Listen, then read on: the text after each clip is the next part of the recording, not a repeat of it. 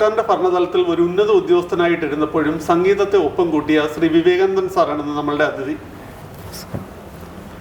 Sir ഈ government ഉദ്യോഗത്തിനോടൊപ്പം തന്നെ sir ഈ സംഗീതവും ഒന്നിച്ചുകൊണ്ട് നടന്നിരുന്നു. സാർ അതിൻ്റെ ആ വഴികളെ കുറിച്ചൊന്ന് സംസാരിക്കുന്നു. ആദ്യമായി പറയേണ്ടത് ഈ സംഗീതം എന്ന് പറയുന്നത് നമ്മൾ കൊണ്ടു നടക്കേണ്ട കാര്യമേ ഇല്ല. കാരണം ഈ പ്രപഞ്ചത്തിലാകപ്പെടെ സംഗീതമാണ്. പിന്നെ എല്ലാ വസ്തുക്കളിലും സംഗീതമുണ്ടല്ലോ. അപ്പോൾ പിന്നെ സംഗീതമില്ലാത്തൊരു ജീവിതവും സാധാരണ മനുഷ്യന് വളരെ ബുദ്ധിമുട്ടുള്ള കാര്യമാണ്. എനിക്കൊരു പ്രത്യേക ഒരു ഭാഗ്യം ഉണ്ടായെന്ന് വെച്ചാൽ, ഞാൻ ചെയ്ത ജോലി ശരിക്കും സംഗീതവുമായി ഒരു ചെറിയ ബന്ധമെങ്കിലുള്ള ഒരു ജോലിയായിരുന്നു. ആ തരത്തിൽ ഞാൻ ഭാഗ്യവാനാണ്. കാരണം ഞാൻ പബ്ലിക് റിലേഷൻസ് വകുപ്പിലാണ് ജോലിക്ക് കയറുന്നത്. അപ്പോൾ അവിടെ ഒരു സാംസ്കാരിക വിഭാഗം ഉണ്ട്. വെച്ചാൽ പബ്ലിക് റിലേഷൻസ് അല്ലാതെ തന്നെ ഒരു സാംസ്കാരിക വിഭാഗം, ഒരു സബ് ഡിവിഷനായിട്ടുണ്ട്. അന്ന് ഞാൻ ജോലി ചെയ്യുന്ന കാലത്ത് അത് വളരെ ശക്തമായിരുന്നു. ശരിക്കും വളരെ ശക്തമായിരുന്നു. നമ്മുടെ സർക്കാരിൻ്റെ എല്ലാ പരിപാടികളും, സാംസ്കാരിക വകുപ്പ് ബന്ധപ്പെട്ട എല്ലാ പരിപാടികളും പബ്ലിക് റിലേഷൻസ് വകുപ്പിൻ്റെ ഈ സാംസ്കാരിക വിഭാഗമാണ് ചെയ്തുകൊണ്ടിരുന്നത്. അപ്പോൾ അങ്ങനെ വരുമ്പോൾ ആ പരിപാടികൾ കൂടുതലും വരുന്നതെല്ലാം തന്നെ സംഗീതവുമായി ബന്ധപ്പെട്ട പരിപാടികൾ ആയിരുന്നു. അപ്പോൾ അവിടെ തന്നെയാണെങ്കിൽ ഇപ്പോൾ ചലച്ചിത്ര അവാർഡ് ആദ്യം അവിടെ ആയിരുന്നു. അവാർഡ് നിർണയം, അതുപോലെ തന്നെ അവാർഡ് ദാനം, അതുപോലെ TV അവാർഡ് നിർണയം, അതുപോലെ TV അവാർഡ് ദാനം, പിന്നെ നാടക അവാർഡും അതിൻ്റെ ദാനം, അങ്ങനെയുള്ള കുറേ കാര്യങ്ങൾ. അതോടൊപ്പം തന്നെ നൃത്തോത്സവങ്ങൾ, സംഗീതോത്സവങ്ങൾ, അല്ലെങ്കിൽ ചലച്ചിത്രോത്സവങ്ങൾ, ഇങ്ങനെ നിരവധി പരിപാടികളാണ് ഇങ്ങനെ അവിടെ സാംസ്കാരിക വകുപ്പ് അന്ന് നടത്തിയിരുന്നത്. അന്ന് ടൂറിസത്തിൽ നമ്മൾ ഇന്ന് കാണുന്ന ഓണം പരിപാടി പോലും അത് പബ്ലിക് റിലേഷൻസ് വകുപ്പാണ് നടത്തിയിരുന്നത്. ഞാനൊരു 8 വർഷത്തോളം അതിൽ ഓണാഘോഷവുമായിട്ട് അതിൻ്റെ ഇതുമായിട്ട് വളരെ ആത്മബന്ധം പുലർത്തി ജോലി ചെയ്ത ഒരാളാണ്. അപ്പോൾ അന്നൊക്കെ അത് ശരിക്കും പറഞ്ഞാൽ തിരുവോണത്തിന് പോലും തിരുവോണം ഉണ്ടിട്ടില്ല. ഞാൻ 8 വർഷവും തിരുവോണം ഉണ്ടിട്ടില്ല. കാരണം വീട്ടിൽ പോകാൻ പറ്റത്തില്ല. രാവിലെ ഇറങ്ങിക്കഴിഞ്ഞാൽ കനകക്കുന്നിലായിരിക്കും മിക്കവാറും. നമ്മുടെ ഇത് രാത്രി 1 മണിക്കോ 2 മണിക്കോ കണക്കൊക്കെ സെറ്റിൽ ചെയ്തിട്ടായിരിക്കും വീട്ടിൽ പോകുന്നത്. അപ്പോൾ അങ്ങനെയുള്ള ഒരു ഇത്. അതുപോലെ സാർക്ക് ഫെസ്റ്റിവൽ, ഒരുപക്ഷെ ഇന്ന് വരെ ഒരേ തവണ മാത്രമാണ് സംസ്ഥാന സർക്കാർ അങ്ങനെ ഒരു സാർക്ക് ഫെസ്റ്റിവൽ നടത്തുന്നത്. സാർക്ക് രാജ്യങ്ങളെല്ലാം കൂടെ ചേർത്ത് കൊണ്ടുവന്നിട്ട് ഇവിടെ കൊണ്ടുവന്നിട്ട് അവരുടെ ഒരു ഫെസ്റ്റിവലായിട്ട്, അവിടുത്തെ പ്രതിനിധികളും അവിടുത്തെ കലാകാരന്മാരും ഒക്കെ വന്നിട്ട് ഒരു വലിയ ഫെസ്റ്റിവലായിട്ട് കനകക്കുന്നിൽ ഇതുപോലെ. അപ്പോൾ ഇങ്ങനെയുള്ള പരിപാടികളുമായിട്ട് നമ്മൾ ഇടപഴകി കഴിയുമ്പോൾ ശരിക്കും ഇതിൻ്റെ ഇവിടെയൊക്കെ സംഗീതമുണ്ട്. ശരിക്കും പറയാം സംഗീതമില്ലാത്ത പരിപാടിയില്ല. കാരണം ഒരു അവാർഡ് ദാനം നടന്നാൽ മിക്കവാറും സംഭവിക്കുന്നതെന്ന് വെച്ചാൽ അതിൻ്റെ സമാപന സമ്മേളനത്തിൽ എന്തായിരിക്കും, ഒരു സംഗീത കച്ചേരിയോ സംഗീതവുമായിട്ട് ബന്ധപ്പെട്ട ഗാനങ്ങളോ എന്തെങ്കിലും ഒന്ന് കാണും. അതുപോലെ നാടകമായിരുന്നാലും നാടകഗാനങ്ങളായിരിക്കും. അപ്പോൾ എന്നും സംഗീതം നമ്മളോടൊപ്പം എന്നോടൊപ്പം ഇങ്ങനെ ഉണ്ടായിരുന്നുള്ളതാണ് സത്യം ജോലിയിൽ. അതുകൊണ്ട് തന്നെ എനിക്ക് ഒരു കാര്യം ഞാൻ എൻ്റെ ജീവിതത്തിൽ അവിടെ ചെയ്യാൻ പറ്റിയ ഒരു വലിയ കാര്യം എന്ന് വെച്ചാൽ, ഞാനാണ് ശരിക്കും സ്വാതി സംഗീതോത്സവം എന്നുള്ളൊരു പരിപാടി അതാദ്യമായിട്ട് ഫയലിൽ എഴുതി മുന്നോട്ട് വിടുന്നത്. അതിന് കാരണം വെച്ചാൽ, അന്ന് ഞാൻ വളർന്നത് പെരുന്താന്നി എന്നുള്ളൊരു സ്ഥലത്താണ്. അതിനടുത്താണ് കോട്ടയ്ക്കകം. അപ്പോൾ ഈ കോട്ടയ്ക്കകത്താണ് എൻ്റെ ചെറുപ്പകാലം മുഴുവൻ ഞാൻ കൂടുതലും ചിലവഴിച്ചത്. കോട്ടയ്ക്കകം എന്ന് പറയുന്നത് കൂടുതലും ചരിത്രവും സംഗീതവും അതുപോലെ ഈ പറഞ്ഞ പോലെ നൃത്തവും എല്ലാം കൂടെ ഇങ്ങനെ കലർന്നു കിടക്കുന്ന ഒരു പ്രത്യേക ഒരു സംസ്കാരമുള്ള ഒരു ഏരിയയാണ് ശരിക്കും കോട്ടയ്ക്കകം എന്ന് പറയുന്നത്. അപ്പോൾ അങ്ങനെ വന്നപ്പോൾ ഒരുപാട് സംഗീത കച്ചേരികൾ ഞാനിങ്ങനെ കേട്ടിട്ടുണ്ട്.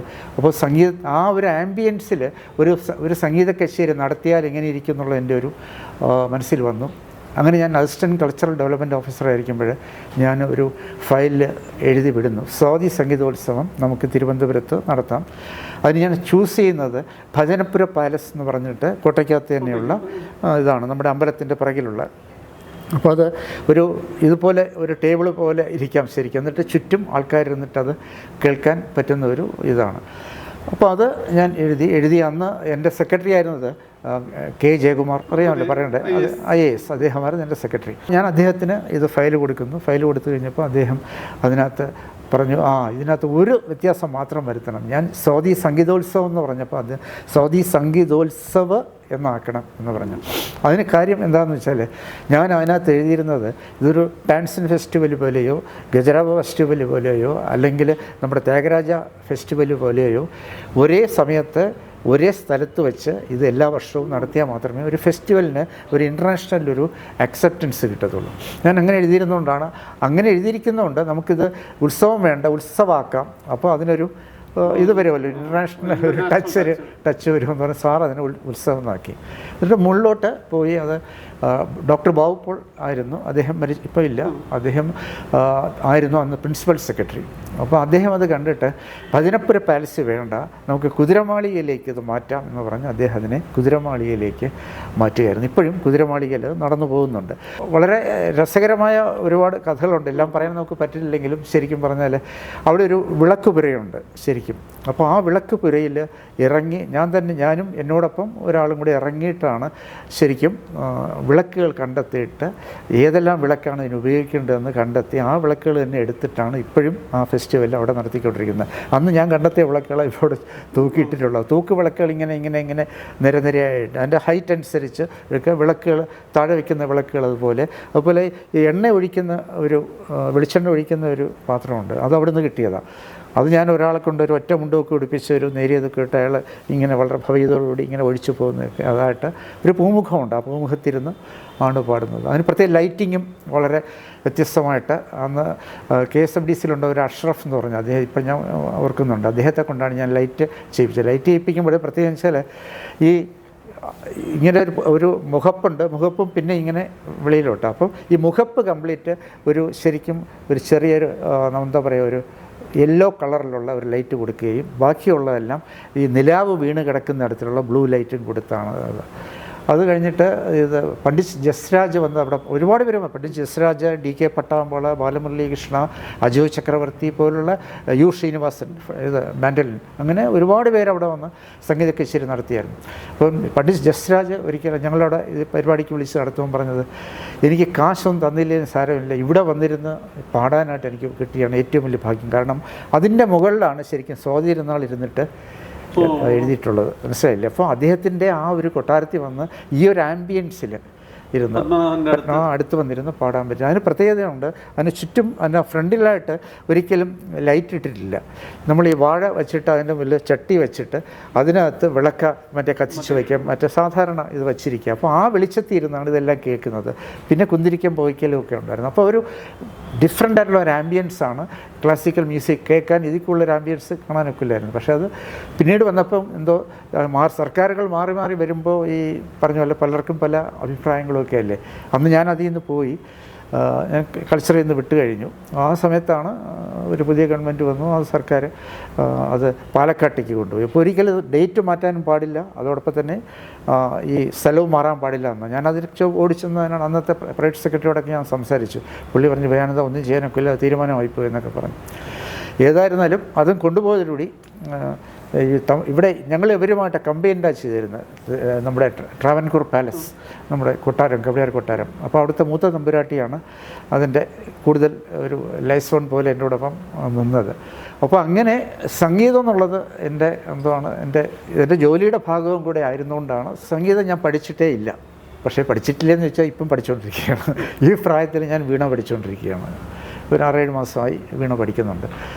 അത് പാട്ടിനോടുള്ളൊരു താല്പര്യം കൊണ്ടാണ്.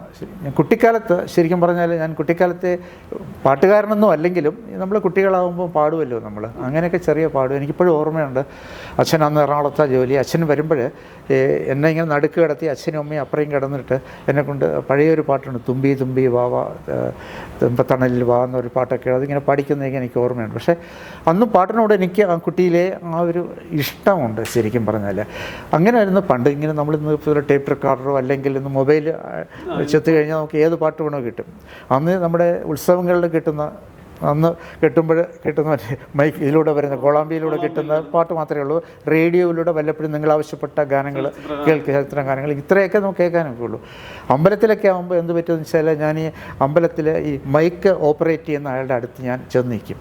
എന്നിട്ട് അയാൾക്ക് ഞാനിങ്ങനെ വന്നിട്ട് ഞാൻ ഈ നാരങ്ങ മിഠായിയൊക്കെ മേടിക്കുമല്ലോ നമ്മൾ, ഞാൻ ഒരു നാരങ്ങ മിഠായിയൊക്കെ ഒരു ബ്രൈവിങ് ആണത് കൊടുത്തിട്ട് ഞാൻ പറയും ആ പാട്ട് ഒന്നുകൂടെ ഇടുമെന്നിരിക്കും. അപ്പം ഒരു പാട്ട് ഇട്ട് കഴിഞ്ഞാൽ ഉടനെ അത് ഇടത്തില്ല, ആ റെക്കോർഡ് പിന്നെ ഇടണമെങ്കിൽ കുറേ കഴിഞ്ഞിട്ടേ അടുത്ത വരുള്ളൂ. പക്ഷേ ഇയാളെ കൊണ്ട് ഞാനിങ്ങനെ നാരങ്ങ മിഠായിലൊക്കെ പറഞ്ഞിട്ട് അയാളെ കൊണ്ട് ഒരു 3-4 പാട്ട് കഴിയുമ്പം ആ പാട്ട് തന്നെ ഇടിപ്പിക്കും. അപ്പോഴാണ് ഞാൻ അങ്ങനെ പാട്ടുകൾ കേൾക്കുകയും കേട്ട് പഠിക്കുകയും ചെയ്യുന്ന ഒരു സ്വഭാവം അന്നുണ്ട്. ഇപ്പോൾ ഞാൻ പറഞ്ഞില്ലേ, എനിക്കൊരു 10-200 ഇതിൻ്റെ ഡിസ്കുകൾ തന്നെ എൻ്റെ വീട്ടിലുണ്ട്. മനസ്സിലായില്ലേ? പഴയ പാട്ടുകളുടെ ഡിസ്കുകൾ വെച്ച് ഞാൻ മിക്ക ദിവസവും ഡിസ്കിൽ കേൾക്കുന്ന പോലെ നമുക്ക് ഒരിക്കലും മൊബൈലിൽ കേൾക്കുന്നോ ഇത് കേൾക്കുന്നോ ഒരു സുഖം കിട്ടത്തില്ല, ക്വാളിറ്റി വരത്തില്ല. അപ്പം ഡിസ്കിൽ ഞാൻ എപ്പോഴും കേൾക്കാറുണ്ടത്. അപ്പോൾ അന്ന് എനിക്ക് ഡിസ്കെന്നൊരു ഇതായിരുന്നു, ഒന്നും അറിയത്ത് പോലും ഇല്ലായിരുന്നു. അവരിങ്ങനെ എന്തോ ഒരു അത്ഭുതമായിട്ട് അന്ന് കണ്ടിരുന്നത് ശരിക്കും. പിന്നീട് എൻ്റെ വീട്ടിൽ ഗ്രാമഫോൺ അച്ഛൻ മേടിച്ചപ്പോൾ അച്ഛൻ ഭയങ്കര സംഗീത പ്രിയനായിരുന്നു. അത് ശാസ്ത്രീയ സംഗീതം മിക്ക രാഗങ്ങൾ പഠിച്ചിട്ടില്ല, പക്ഷേ മിക്ക രാഗങ്ങളും അറിയാം. കഥകളിപ്പദം മിക്കതും അറിയാം, അതിൻ്റെ രാഗങ്ങളറിയാം. അപ്പോൾ ഈ നവരാത്രി മണ്ഡപത്തിൽ, നമ്മുടെ പത്മനാഭ ക്ഷേത്രത്തിൻ്റെ അടുത്ത് നവരാത്രി മണ്ഡപത്തിൽ പൂജ ഇപ്പോൾ വരുമ്പോൾ എന്നെയും കൊണ്ട് എല്ലാം 9 ദിവസം ഉണ്ടല്ലോ, ഓരോ രാഗമാണ് ഓരോ ദിവസം അവിടെ ആലപിക്കുന്നത്, നവരാത്രി ഉത്സവം. അപ്പോൾ അവിടെ കൊണ്ടുപോയിട്ട് അച്ഛൻ എന്നെയും കൊണ്ടുപോയി ഇത് കേൾപ്പിക്കുമായിരുന്നു. പക്ഷേ അന്നൊക്കെ എനിക്ക് ശാസ്ത്രീയ സംഗീതം കേൾക്കുമ്പോൾ വീട്ടിൽ വന്നാൽ മതി എന്നായിരുന്നു, കാരണം ഇതങ്ങോട്ട് മനസ്സിലാക്കാനുള്ള ഒരു ബുദ്ധിമുട്ടുണ്ടായിരുന്നു. പക്ഷേ അതിന് ശേഷം ശരിക്കും പറ്റിയതെന്ന് വെച്ചാൽ ശാസ്ത്രീയ സംഗീതം എന്താണെന്ന് അറിഞ്ഞു തുടങ്ങിയപ്പോൾ അതിനെ വിട്ടുപോകാൻ നമുക്ക് പറ്റത്തില്ല. കാരണം അത് എത്രത്തോളം നമ്മളെ ഇങ്ങനെ അടുത്ത് പിടിക്കുമെന്നുള്ളത് നമുക്ക് പിന്നീട് മാത്രമേ നമുക്കത് മനസ്സിലാക്കാൻ പറ്റുള്ളൂ. അപ്പോൾ ആ ഒരു കാലഘട്ടത്തിലൂടെ വന്നുകൊണ്ടായിരിക്കാം സംഗീതത്തോട് എനിക്ക് കൂടുതൽ ഇങ്ങനെ ഒരു അടുപ്പം ഉണ്ടാകാനുള്ള കാരണം. സാർ, അപ്പോൾ ഈ ചലച്ചിത്ര അക്കാദമിയുടെ സെക്രട്ടറി ആയിട്ടിരുന്ന സമയത്തൊക്കെ ഒത്തിരി സംഭാവനകൾ സംഗീത മേഖലയിലേക്ക് ചെയ്യാൻ പറ്റിയില്ലേ? അല്ല, ചലച്ചിത്ര അക്കാദമി സെക്രട്ടറി ആയിരുന്നപ്പോൾ ഒരു വ്യത്യാസം എന്ന് വെച്ചാൽ, ചലച്ചിത്ര അക്കാദമി സെക്രട്ടറിയുടെ ജോലി എന്ന് പ്രധാനമായിട്ട് പറയുന്നതെന്ന് വെച്ചാൽ അവിടുത്തെ ചലച്ചിത്രോത്സവം സംഘടിപ്പിക്കുക, അല്ലെങ്കിൽ നല്ല സിനിമകളെ എങ്ങനെ പ്രൊമോട്ട് ചെയ്യാനുള്ള ചില സ്കീംസ് ഉണ്ട് അവിടെ. ശരിക്കും ഒരുപക്ഷെ അതൊരു വർക്ക്ഷോപ്പ് ആയിരിക്കാം, അല്ലെങ്കിൽ ഒരു സെമിനാർ ആയിരിക്കാം, അല്ലെങ്കിൽ ടൂറിംഗ് ടോക്കീസ് എന്ന് പറഞ്ഞിട്ട് ജനങ്ങളെ കൊണ്ട് നല്ല സിനിമകൾ കാണിക്കലായിരിക്കും. അങ്ങനെ കുറേ കാര്യങ്ങളുണ്ടാവും. അപ്പോൾ അതാണ് പ്രധാനമായിട്ടും. അപ്പോൾ സിനിമയ്ക്കാണ് അവിടെ ഫോക്കസ്, സംഗീതത്തിനല്ല. പക്ഷേ എങ്കിൽ തന്നെയും ഇപ്പം ഇൻ്റർനാഷണൽ ഫെസ്റ്റിവൽ, IFFK പോലുള്ള ഫെസ്റ്റിവൽ വരുമ്പോഴത്തേക്ക്, അതിൻ്റെ സമാപന സമ്മേളനമൊക്കെ വരുമ്പോഴത്തേക്ക് നമ്മൾ മിക്കവാറും ഒരു സംഗീതവുമായിട്ട് ബന്ധപ്പെട്ട പരിപാടികൾ നമ്മൾ സംഘടിപ്പിക്കാറുണ്ട്. അങ്ങനെ സംഘടിപ്പിക്കുന്നതിലൂടെ തന്നെ നമുക്ക് ഒരു കലാകാരന്മാരെ അവിടെ കൊണ്ടുവരാനും അവർക്കൊരു പെർഫോം ചെയ്യാനുള്ളൊരു അവസരം നമുക്ക് ഉണ്ടാക്കാനും പറ്റും. പക്ഷേ ഒരു ഗുണമെന്ന് വെച്ചാൽ ഇങ്ങനെയുള്ള ജോലികൾ ചെയ്യുമ്പോഴത്തേക്ക് ഈ കലാകാരന്മാരെ നമ്മൾ കൂടുതൽ അടുത്തറിയാനും അതോടൊപ്പം തന്നെ അവരുടെ പെർഫോമൻസൊക്കെ നേരിട്ട് തന്നെ നമുക്ക് കാണാനുള്ളൊരു അവസരം ശരിക്കും പറഞ്ഞാലുണ്ട്. ഒരു വലിയ ഭാഗ്യമായിട്ട് എൻ്റെ ജീവിതത്തിൽ ഞാൻ കരുതുന്നു. ഇപ്പോൾ ഒരുമാതിരിപ്പെട്ട ഗായകരെ എല്ലാം, നമ്മുടെ മലയാളത്തിലുള്ള പ്രശസ്ത ഗായകരൊക്കെ പരിചയം ഉണ്ടാകാനുള്ള കാരണം അതാണ്. അവരുടെ പെർഫോമൻസൊക്കെ അടുത്തിരുന്ന് അത് കേൾക്കാനും ഉള്ളൊരു മഹാഭാഗ്യം, അതൊക്കെ എന്തോ ഒരു ഈശ്വരഭാഗ്യം നമ്മൾ അത്രേ പറയുള്ളൂ. കാരണം അതുപോലെ തന്നെ ഒരുപാട് ക്ലാസിക്കൽ മ്യൂസീഷ്യൻസ്, ഈ നേരത്തെ പറഞ്ഞ പോലെ പണ്ഡിറ്റ് ജസ്രാജും ബാലമുരളീകൃഷ്ണയും അവരൊക്കെ പാടുന്ന അടുത്തിരുന്ന് കേൾക്കാനുള്ള ഒരു അവസരം ഉണ്ടായി. മഹാഭാഗ്യം DK പട്ടാമ്പാളിനെ പോലെ ഇവരോടൊക്കെ സംസാരിക്കാൻ സാധിച്ചു. പിന്നെ അതോടൊപ്പം തന്നെ ഈ പറഞ്ഞ പോലെ അവരോടൊക്കെ സംസാരിക്കുമ്പോൾ ഒരുപാട് കാര്യങ്ങൾ നമുക്ക് മനസ്സിലാക്കാനായിട്ട് സാധിക്കും. സംഗീതത്തെക്കുറിച്ച് നമ്മൾ ഓരോന്നിങ്ങനെ ചോദിച്ച് വരുമ്പോഴൊക്കെ നമ്മൾ അവരോട്, ഇപ്പം ദക്ഷിണാപതി സ്വാമിയും ഞാനും തമ്മിലൊക്കെ 3-4 തവണ ഞങ്ങൾക്ക് ഒരുമിച്ച് 2-3 മണിക്കൂർ ഇരിക്കാൻ നിന്നിട്ടുണ്ട്. അപ്പോൾ അപ്പോഴൊക്കെ ഞാൻ എൻ്റെ സംശയങ്ങളൊക്കെ അദ്ദേഹത്തോട് ചോദിക്കുമ്പോൾ ഒരുപാട് സംശയങ്ങൾ തീർത്ത് തന്നിട്ടുണ്ട്. അപ്പോൾ അതൊക്കെ ഒരു ഈശ്വരഭാഗ്യം എന്ന് മാത്രമേ നമുക്ക് പറയാനാകുള്ളൂ. ഒരു ഭാഗ്യം കൊണ്ട് മാത്രമാണ്. ഇതൊക്കെ എൻ്റെ ആരുടെയും കഴിവല്ലല്ലോ. ഇതൊക്കെ ഇന്ന ജോലിക്ക് ഞാൻ നിയോഗിക്കപ്പെട്ടു എന്നുള്ളത് കൊണ്ട് മാത്രം എനിക്ക് കിട്ടിയ ഒരു ഭാഗ്യം മാത്രമാണത് ശരിക്കും. സാർ, ഈ റിട്ടയർമെന്റ് ലൈഫ് കഴിഞ്ഞിട്ടല്ലേ സാർ ചാനൽ മേധാവിയായിട്ടൊക്കെ വരുന്നത്? അതെ. സമയത്ത് ഒരുപാട് സംഗീതം ആത്മമായ പരിപാടികളും ഷോകളൊക്കെ നടത്താൻ പറ്റിയിട്ടില്ലേ? അല്ല, തീർച്ചയായിട്ടും. കാരണം വെച്ചാൽ ഞാൻ ചലച്ചിത്ര അക്കാദമി സെക്രട്ടറി ആയിരിക്കുമ്പോഴാണ്, സെക്രട്ടറി റിട്ടയർ ചെയ്യുന്ന സമയത്താണ് എനിക്ക് 3 ചാനലിൽ നിന്നാണ് ശരിക്കും അന്ന് ഇതുണ്ടായിരുന്നത്. നിങ്ങൾ ഞങ്ങളോടൊപ്പം വരണമെന്നുള്ളൊരു റിക്വസ്റ്റ് ഉണ്ടായിരുന്നത്. ആദ്യം ഞാൻ ശരിക്കും പറഞ്ഞാൽ ചാനലിൻ്റെ എൻ്റെ പ്രോഗ്രാമിലേക്കൊന്നും വന്നില്ല. പിന്നീടാണ് എനിക്ക് ഇതിൻ്റെ ഫുൾ ചാർജ് എനിക്ക് തരുമ്പോഴാണ് ഞാൻ ഒരുപാട് കാര്യങ്ങൾ ചെയ്യാൻ പറ്റുമെന്നുള്ള എനിക്കൊരു മനസ്സിലാവുന്നു. അതിന് പ്രധാനപ്പെട്ടൊരു കാര്യം എന്ന് വെച്ചാൽ, ഒരു ചാനലിനെ പറ്റി പറയുമ്പോൾ നമ്മൾ ശ്രദ്ധിക്കേണ്ട ഒരു കാര്യമുണ്ട്. കാരണം രജിക്കൊരു വ്യക്തിത്വമുണ്ട്, എനിക്കൊരു വ്യക്തിത്വമുണ്ട്, ഓരോ ആൾക്കാർക്കും, ഇവിടെ ഇരിക്കുന്ന ഓരോ ആൾക്കാർക്കും ഓരോ വ്യക്തിത്വമുണ്ട്. അതാണ് നമ്മൾ ആ ഒരു ക്യാരക്ടർ നമ്മൾ പറയുന്നത്. ശരിക്കും ഓരോ ചാനലിനും ഓരോ ക്യാരക്ടർ വേണം. ആ ക്യാരക്ടർ ഇല്ലെങ്കിൽ അത് വ്യത്യസ്തമായിട്ട് നിൽക്കത്തില്ല. മറ്റേ ചാനൽ പോലെ ഇരിക്കും, അതിൽ കാര്യമില്ല. അപ്പോൾ നമ്മുടേതായ ചില ക്യാരക്ടേഴ്സ് അതിനകത്ത് ഉണ്ടാകണം. അപ്പോൾ ആദ്യം ചെയ്തൊരു കാര്യം എന്ന് വെച്ചാൽ, ഇതിന് ഒരു ക്യാരക്ടർ വേണം. ആ ക്യാരക്ടർ എന്തായിരിക്കണം എന്ന് ആലോചിച്ചു. അപ്പോൾ മറ്റ് ചാനലൊക്കെ കൂടുതൽ ഫോക്കസ് ചെയ്യുന്ന യൂത്തിലായിരുന്നു. അടിപൊളി പരിപാടികളും അങ്ങനെയുള്ള കാര്യങ്ങൾ. പക്ഷേ ഇവരാരും ശ്രദ്ധിക്കാതെ അവഗണിക്കപ്പെട്ടതെന്ന് കിടന്നു എന്ന് വേണമെങ്കിൽ പറയാം. അങ്ങനെ കിടന്ന ഒരു വിഭാഗമാണ് ഒരു 50-ന് മുകളിലുള്ള 40-നോ 50-നോ മുകളിലുള്ള ഒരു വിഭാഗം. അപ്പോൾ അവരെ ഫോക്കസ് ചെയ്യുന്നതാണ് ഞാനന്ന് ഉദ്ദേശിച്ചത്. അതിലേക്ക് ഞാൻ 2 കാര്യങ്ങളാണ് ശ്രദ്ധിച്ചത്. ഒന്ന് ഹെറിറ്റേജ്, പൈതൃകം, പിന്നെ ഒന്ന് സംഗീതം. ഒരുപാട് സംഗീതവുമായി ബന്ധപ്പെട്ട പരിപാടികൾ ചെയ്യാൻ പറ്റി. ഇപ്പോൾ അതിൽ എടുത്തു പറയാൻ പറ്റുന്ന, ഞാൻ അക്കാഡമി സെക്രട്ടറി ആയിരുന്നപ്പോൾ തന്നെ അങ്ങനെ ഒരെണ്ണം ചെയ്തിട്ടുണ്ട്. കാരണം വെച്ചാൽ ഒരു 5 ദിവസം നീണ്ടു നിൽക്കുന്ന ഒരു പരിപാടി ചെയ്തു. ടാഗോർ തിയേറ്ററിലാണ് ചെയ്തത്. അത് സ രി ഗ മ പ അങ്ങനെ 5 ഇത് പേര് വെച്ചിട്ട് അങ്ങനെ ഒരെണ്ണം നമ്മളന്ന് ചെയ്തായിരുന്നു. അത് ആദ്യകാലം തൊട്ടുള്ള ബാലം തൊട്ടുള്ള പാട്ടുകൾ എടുത്തിട്ട് അന്നത്തെ വരെയുള്ള എന്നുവെച്ചാൽ ആ കാലഘട്ടം വരെയുള്ള പാട്ടുകൾ ഓരോ ദിവസം ഡിവൈഡ് ചെയ്ത് വെച്ചിട്ട് കേരളത്തിലുള്ള എല്ലാ കലാകാരന്മാരും, മിക്ക കലാകാരന്മാരെയും വിളിച്ചിട്ട് ഗായകരെയും വിളിച്ചിട്ട് പാടിക്കുന്ന ഒരു പരിപാടി അന്ന് ചെയ്തിട്ടുണ്ടത്.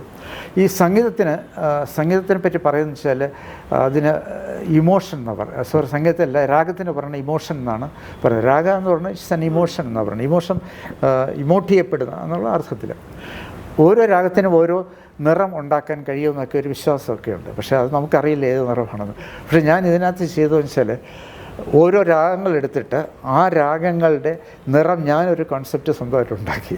ഇപ്പോൾ നീലാംബരിക്ക് നീല നിറം, അല്ലെങ്കിൽ ഹിന്ദോളമാണെങ്കിൽ സ്വർണ്ണ നിറം, മനസ്സിലായില്ലേ, കാമ്പോജി ആണെങ്കിൽ ഒരു മജന്ത, ഇങ്ങനെയൊക്കെ ഓരോന്നിനും ഓരോ നിറങ്ങൾ, രാഗത്തിന് നിറം കൊടുത്തിട്ട്. അപ്പോൾ സ്റ്റേജിനെ 2ആയിട്ട് ലൈറ്റിംഗ് കൊണ്ട് 2ആയിട്ട് ഭാവിച്ചു. അപ്പോൾ ഒരു സൈഡിൽ ലൈറ്റിങ്ങേ ഇല്ല, ഒരു സൈഡ് മാത്രം ലൈറ്റിംഗാണ്. അപ്പോൾ ആ ലൈറ്റിംഗ് ഉള്ളിടത്ത് ശരിക്കും പറഞ്ഞാൽ ഒരു 50 വയലൻസിനെ ഇരുത്തി കുറേ പേര്. എന്നിട്ട് ഫ്രണ്ടിൽ ഒരു ഫ്ലൂട്ടിസ്റ്റിനെ ഇരുത്തിയതിന് ശേഷം ഫസ്റ്റിൽ സ്റ്റാർട്ട് ചെയ്യുമ്പോഴത്തേക്ക് ആ ലൈറ്റ് അവിടെ മാത്രമേ വരത്തുള്ളൂ. അപ്പോൾ അവിടെ നിന്നിട്ട് ആദ്യം ആങ്കറുടെ അടുത്ത് സ്പോട്ട് ലൈറ്റ് വന്നിട്ട് അവർ ആങ്കർ പറയുന്നു അടുത്ത രാഗത്തിലുള്ള പാട്ടാണ് പറയാൻ പോകുന്നത്. ഇപ്പം പറയുന്നു ഹിന്ദോളത്തിലുള്ള പാട്ടാണ് പറയാൻ പോകുന്നത് പറയാം. അതല്ലെങ്കിൽ വേറെ രാഗം പറയുന്നു, ഇത് സിന്ധുഭൈരവിയിലുള്ള പാട്ടാണ് പാടാൻ പറയുന്നത്. തുടർന്ന് തന്നെ അത് കഴിഞ്ഞ ഉടനെ ലൈറ്റ് പതുക്കെ തന്നെ ഫെയ്ഡ് ഔട്ട് ചെയ്യുമ്പോഴത്തേക്ക് ഇവിടെ ലൈറ്റ് ഫെയ്ഡിനായിട്ട് അവിടെ നിന്നിട്ട് ഇവർ ഫ്ലൂട്ടിൽ സിന്ധുഭൈരവി വായിക്കുക. അത് പതിയെ ഇങ്ങനെ തീരുമ്പോൾ പറയുന്ന വയലൻസ് ഈ സിന്ധുഭൈരവി നന്നായിട്ട് വളരെ ഇതായിട്ടങ്ങ് വായിക്കും. എന്നിട്ട് അത് പതിയെ ഇങ്ങനെ ഫെയ്ഡ് ഔട്ട് ചെയ്യുമ്പോഴത്തേക്ക് ഈ സൈഡിൽ ഇത് കംപ്ലീറ്റ് ഡാർക്കായിട്ട് ഇവിടെ ഫെയ്ഡിൻ ചെയ്യാൻ ലൈറ്റ്. അപ്പോൾ അവിടെ ജയചന്ദ്രൻ നിൽക്കുകയായിരിക്കും.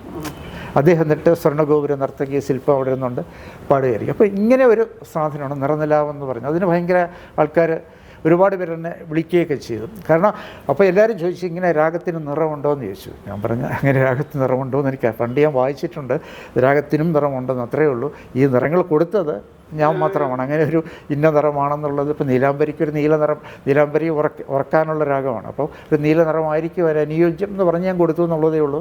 അങ്ങനെയായിരുന്നു നിറനിലാവ് എന്നൊരു പരിപാടി. അതുപോലെ തന്നെയാണ് ഇത് നമ്മുടെ ഗംഗാ യമുന എന്ന് പറഞ്ഞിട്ട് നടത്തിയത്. അത് സുശീലാമ്മയും ജാനകിയമ്മയും മുൻപിൽ ഇരുത്തിയിട്ട് നമ്മുടെ ചിത്ര, സുജാത, ഗായത്രി അങ്ങനെ അടക്കമുള്ള, മഞ്ജരി അടക്കമുള്ള പഴയ ഇപ്പോഴത്തെ ഗായകരെ കൊണ്ട് അവരുടെ പാട്ടുകൾ പാടുക. അവരുടെ സുശീലമ്മ പാടിയതും ജാനകിയമ്മ പാടിയതും പാട്ടുകൾ അവർ പാടുക. അപ്പോൾ അവർക്ക് പറഞ്ഞ എക്സൈറ്റഡായി അവരൊക്കെ സ്റ്റേജിൽ എണീറ്റ് വന്നവരെ കെട്ടിപ്പിടിക്കുക. അങ്ങനെയുള്ള ഒരു ഇൻട്രാക്റ്റീവായിട്ടുള്ള ഒരു ഷോ ആയിട്ടാണത്. അത് ഗംഗാ യമുന. ചിത്രേനെ എന്നോട് പറഞ്ഞിട്ടുണ്ട്, ഞാൻ ACB ചെയ്യൽ ഏറ്റവും ബെസ്റ്റ് പരിപാടി എന്ന് പറയുന്നത് ഗംഗാ യമുനയാണെന്ന് പറഞ്ഞിട്ടുണ്ട്. കാരണം വളരെ ഒരു ഇതുണ്ട്, ഒരു ഇമോഷണൽ, ഇമോഷണലായിട്ടുള്ളൊരു ഇതുണ്ടാക്കിയ അതാണ്. അങ്ങനെ പിന്നെ നാടകഗാനങ്ങൾ വെച്ച് മധുരിക്കും ഓർമ്മകളെ എന്ന് പറഞ്ഞൊരു, അത് നമ്മുടെ വെള്ളായണി ആ കായലിൻ്റെ കരയിൽ ഒരു ചായക്കടയൊക്കെ കെട്ടി, അതുപോലെ തന്നെ അതിനകത്തൊരു കാളവണ്ടിയൊക്കെ കൊണ്ടിട്ട് ഒരു ഗ്രാമാന്തരീക്ഷം ഉണ്ടാക്കിയിട്ട് ചായക്കടയിൽ ചായ അടിങ്ങനെ നടന്നുകൊണ്ടിരിക്കും. ആ സമയത്ത് തന്നെ ഇവിടെ ഇരുന്നുകൊണ്ട് വിധു പ്രതാപും കൃഷ്ണേന്ദ്രനുമൊക്കെ അങ്ങനെയുള്ള രാജലക്ഷ്മിയൊക്കെ ഇങ്ങനെ പാടുന്ന ഒരു ഇതാണ് എടുത്തിട്ടുള്ളത്. ഒരുപക്ഷെ അതുകൊണ്ട് വേറെ ചാനൽ ഇപ്പോൾ ഈ നമ്മുടെ സിനിമാ താരങ്ങളെ വെച്ച് ഇതേ സ്റ്റൈലിൽ ചെയ്യണമെന്ന് ഞാൻ കണ്ടായിരുന്നു പിന്നീട്. അപ്പോൾ അത് ഇത് അങ്ങനെ ചെയ്തു. അപ്പം നമ്മൾ പൊതുവെ എൻ്റെ ഷോട്ട് എടുത്തിട്ടുള്ളത് ടോയ്ലറ്റിലാണ്. കാരണം ഈ സന്ധ്യ സമയത്ത് ഒരുതരം ചുവന്ന ലൈറ്റിങ്ങിന് വരും, നമുക്കിങ്ങനെ സൂര്യനെ അസ്തമിച്ച് വരുന്നത്. അപ്പോൾ ആ ലൈറ്റിലാണ് ഷൂട്ട് ചെയ്തിട്ടുള്ളത് മിക്ക ഗാനങ്ങളും. ഭയങ്കര രസമാണത് കാണാനായിട്ട്. അപ്പോൾ അങ്ങനെയുള്ള കുറേ നമുക്ക് പരിപാടികൾ ശരിക്കും പറഞ്ഞാൽ ഇതിനകത്ത് ചെയ്യാൻ പറ്റിയിട്ടുണ്ട്. പിന്നെയുണ്ട് വരികളുടെ വസന്തം എന്ന് പറഞ്ഞിട്ടൊരു പ്രോഗ്രാം ചെയ്തു. അത് ഓരോ ഗാനത്തിൻ്റെ വെറും ഗാനങ്ങളല്ല. ഇപ്പം വയലാറിൻ്റെ ഗാനങ്ങൾ, ഇപ്പം ഞാനൊരു വയലാറിൻ്റെ ഗാനങ്ങളെക്കുറിച്ചൊരു പുസ്തകം എഴുതിയ ആളാണ് ശരിക്കും. കറണ്ട് ബുക്സ് പബ്ലിഷ് ചെയ്തു, ഇന്ദ്രധനുസിന് തൂവൽ എന്ന് പറഞ്ഞിട്ട്. അപ്പം ഞാൻ അതിനുവേണ്ടി ഗാനങ്ങൾ പഠിക്കുകയായിരുന്നു. ഒരു 2.5 വർഷം ഞാൻ റിസർച്ച് ചെയ്താണ് എഴുതിയത്. അപ്പോൾ അതിനകത്ത് ഓരോ വരികളിലും ഓരോ വാക്കിലും ഒരുപാട് അർത്ഥങ്ങളുണ്ട്, അർത്ഥതലങ്ങളുണ്ട് ശരിക്കും. അപ്പോൾ അതുകൊണ്ട് തന്നെ ശരിക്കും അത് വച്ചിട്ട് ഒരാൾക്കൊരു പ്രോഗ്രാം ചെയ്യാമെന്ന് വിചാരിച്ചാണ് ഞാൻ വയലാറിൻ്റെ മകനായ ശരത്ചന്ദ്ര വർമ്മയെ വെച്ചിട്ട് വരികളിലെ വസന്തം എന്ന് പറഞ്ഞിട്ട് ഞാനൊരു സാധനം ചെയ്തു. സ്ക്രിപ്റ്റ് ഞാനായിരുന്നു അതിൽ. കാരണം ഒരു പാട്ട് പറഞ്ഞാൽ ആ പാട്ടിൻ്റെ അർത്ഥം എന്താണ് എന്ന് പറഞ്ഞിട്ട് ആ പാട്ട് പിന്നീട് ഇടുക, അങ്ങനെയുള്ളൊരു ഇതാണ്. അപ്പോൾ അങ്ങനെ കുറേ സിനിമയുമായി അല്ലെങ്കിൽ ഗാനങ്ങളുമായി ബന്ധപ്പെട്ട കാര്യങ്ങൾ